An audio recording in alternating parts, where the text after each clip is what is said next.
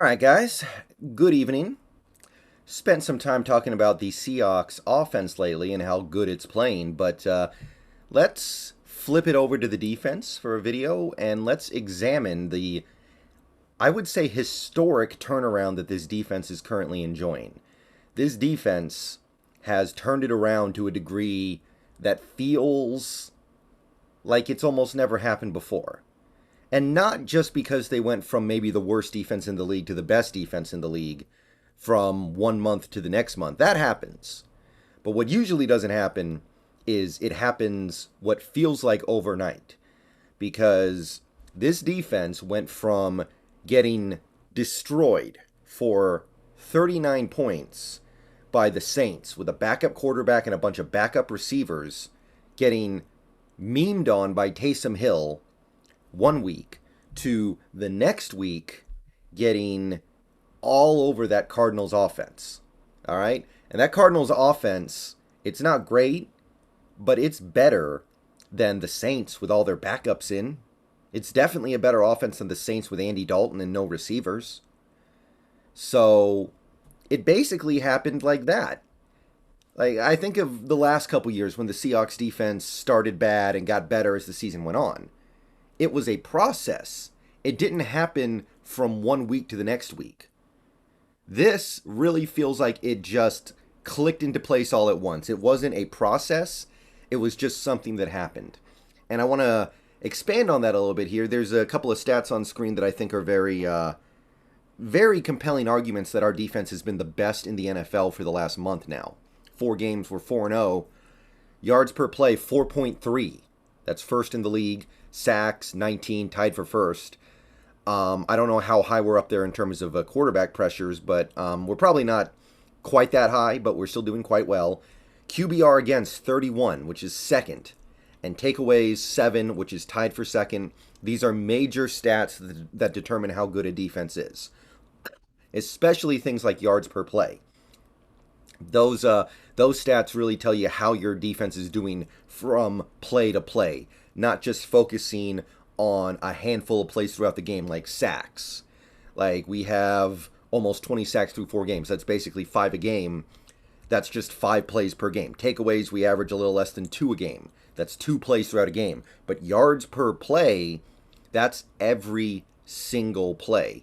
That tells you that we're not giving up a lot of big plays, and we also have a lot of negative plays, a lot of plays that end in the backfield or at the line of scrimmage. So this is a pretty compelling argument that our defense went from the worst to the first.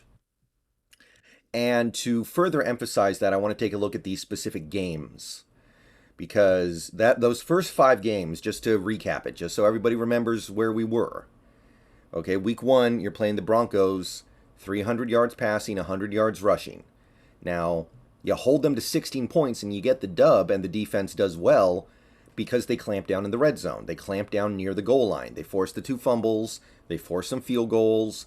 They clamped down in the when they needed to, basically. It was back against the wall, time to fight back, and they did it. But 433 yards to an offense that is, by the way, one of the worst in the league now. Niners, they run all over you. The only reason why it wasn't worse was because the offense couldn't do anything, so the Niners didn't need to do anything more than put up their 27 points. So 373 yards doesn't sound that bad, and maybe it's not, but they ran the ball for almost 200 yards on you. When you run the ball for almost 200 yards in a game, you're going to have complete control of everything, and you're not going to need to put up those 500 yards in order to win. You're going to be able to just kind of coast to a victory. So, yeah, defense gets blown off the field. Now, that one kind of makes sense, right? Because you're talking about a letdown game after a huge Monday night victory, right? Next week, you're playing Atlanta at home, 386 yards. You get run all over again. Cordero Patterson has a field day, 180 yards almost. Only 200 yards passing. 386 yards is not the end of the world. Neither is 27 points, but it's certainly not good. And I will say this, in the time since this game happened, we've learned the Falcons' offense is actually pretty credible. It's not the weak offense I was expecting. But nevertheless, not a particularly good performance. Detroit Lions with no healthy receivers. Like, literally, they're playing their practice squad at receiver. They put up 45 points, 520 yards. They pass for 375. They run for almost 150. Like, they did everything on you. They ran the ball. They threw the ball. They were efficient. You forced a couple turnovers, which was nice. But in that second half in particular, they just went up and down the field on you like it was Madden. So it was very, very extreme in this game. This was one of the worst defensive performances I've ever seen from a Seahawks team under Carroll. Maybe as a Seahawks team, period. And then I think this was the ultimate humiliation, even though it wasn't as bad as the Lions game. Going into New Orleans, 39 points to Andy Dalton and a bunch of backup receivers, 438 yards, 200 through the air, 235 on the ground. You gave up 235 rushing yards to a team with no receivers that was running Taysom Hill, the man, the myth, the meme himself. So this was basically the low point of the year for the defense.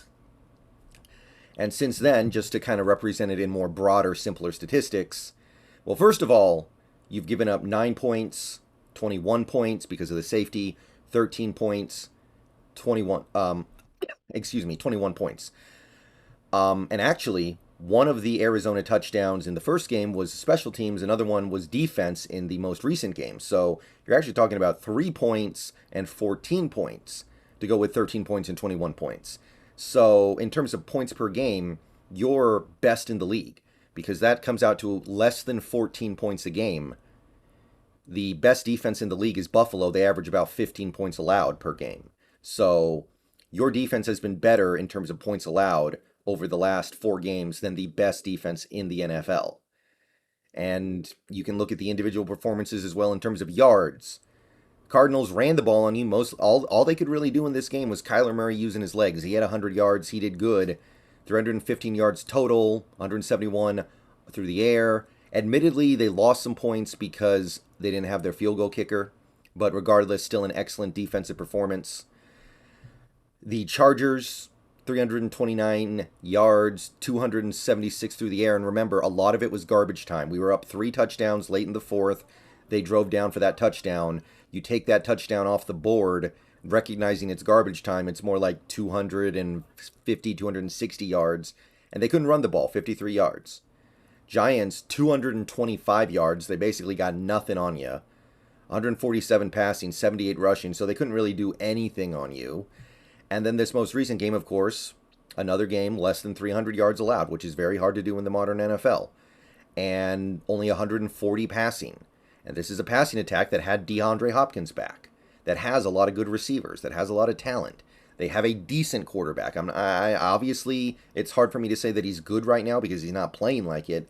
But he's not Nathan Peterman. He's not even Daniel Jones. He's passable. He can do things. But he doesn't do anything against us. And they give up some stuff on the ground. Sure, Kyler does his thing. That's going to happen. But this defense literally, the bottom line is this.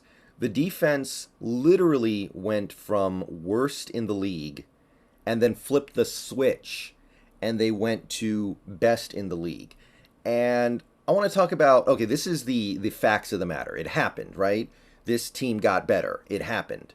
But why did it happen? That's maybe the more interesting thing here. We can talk about the stats, the numbers, we can talk about the performance, but why did it happen? What made it happen? Well, the good news is the reason why I believe this has happened has mostly to do with minor, simple adjustments that were made. If you've been following Snap Count Monday all year, you would probably have some idea of the things that have changed on the defense over the past month. And the 2 things that really stand out to me, number 1, the turnaround on defense basically coincided with the time that Cody Barton became a part-time player.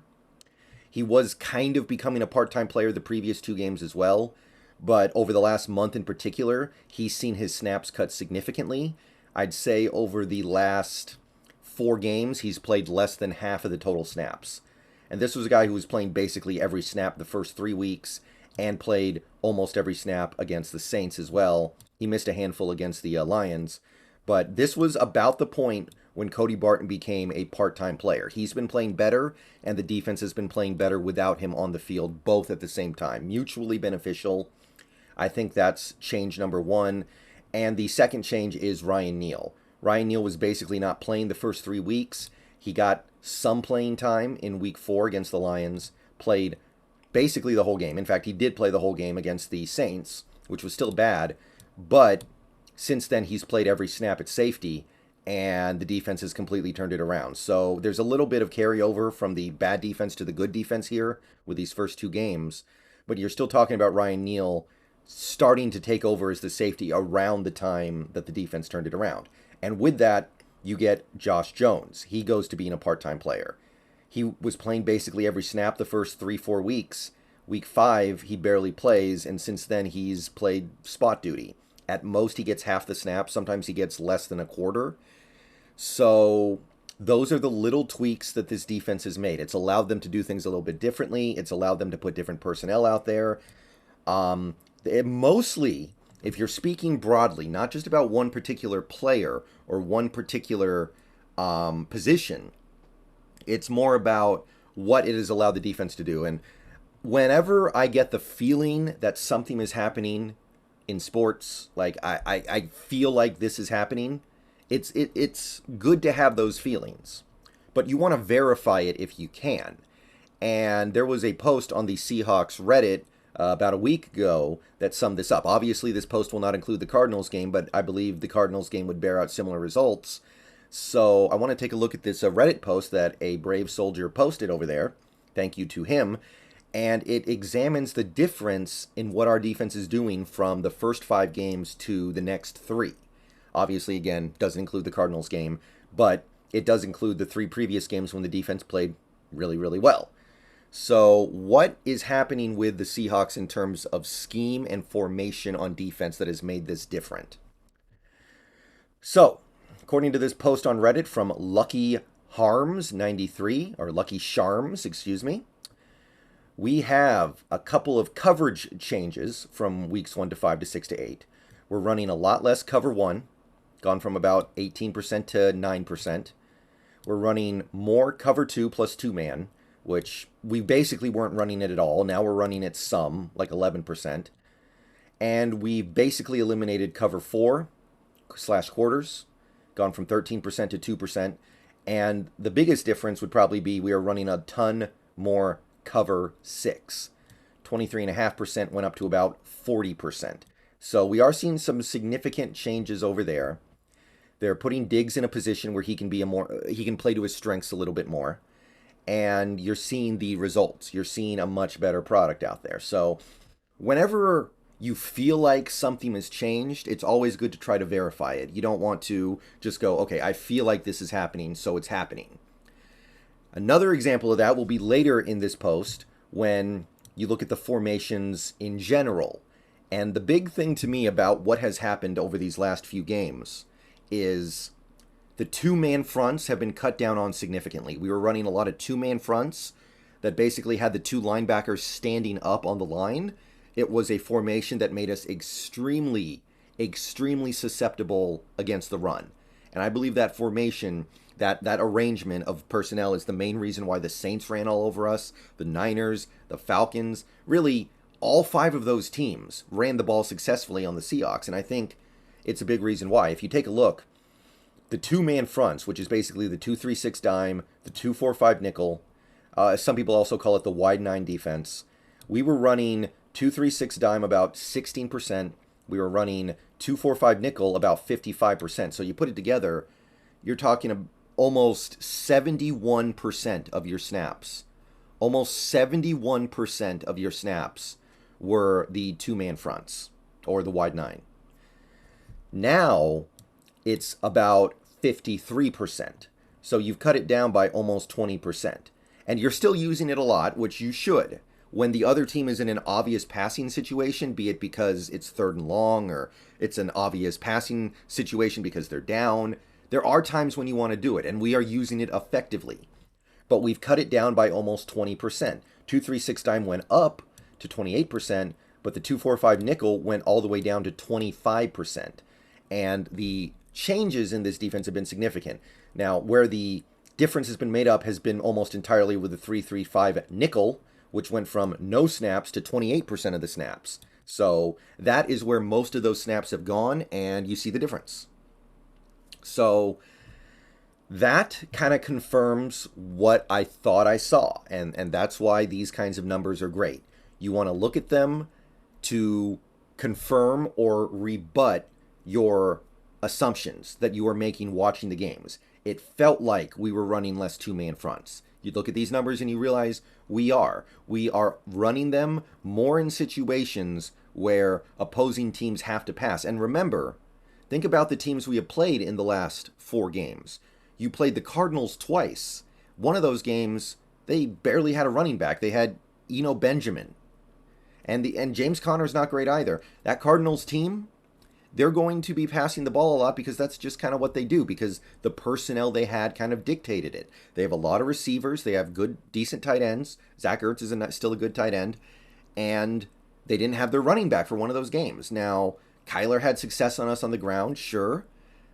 But you also were able to play from a position of strength in a lot of these games. You were playing ahead or playing with the game being very close. There was no situation where the opposing team was able to just pound the ball on you because they're up by 10 points and they're trying to get the game over with. No. You were always in there. You were always fighting. The games were close. The few times you were behind, you were only behind by a handful of points, and the other team had to play their normal offense. So even with that, you see the two-man fronts get cut down on significantly. So I think that is probably the number one reason why you are seeing better results. But all these things fit together and create this defense that is playing at an elite level right now. And I really didn't want to give up on this defense, this new defense. Or, I mean, it's not a completely new defense, I understand that, but it's an evolved defense from last year. So when there was an opportunity to adjust the defense a little bit to try to fix things, I definitely wanted to do that. I didn't want to give up on it and go back to the old stuff because I thought the old stuff had run its course. So I'm really happy that we were able to find minor adjustments to make this stuff better. I'm really happy we were able to make little tweaks to make this stuff work. I did not want to go back to the old Carroll 4-3 under cover 3 stuff full time. Obviously, we still incorporate some elements of that. Letting Diggs go back to his strength has helped him as well, so you've kind of gone back to the old stuff there in some regard. But you didn't blow up everything. And I really, really, really am happy about that, because it tells me this can be sustainable and this can get better in the future as we go through the next, hopefully, several years with Hurt and Desai on the staff. All right, that's the Seahawks defense. Let me know what you guys think. Peace out. Go Hawks.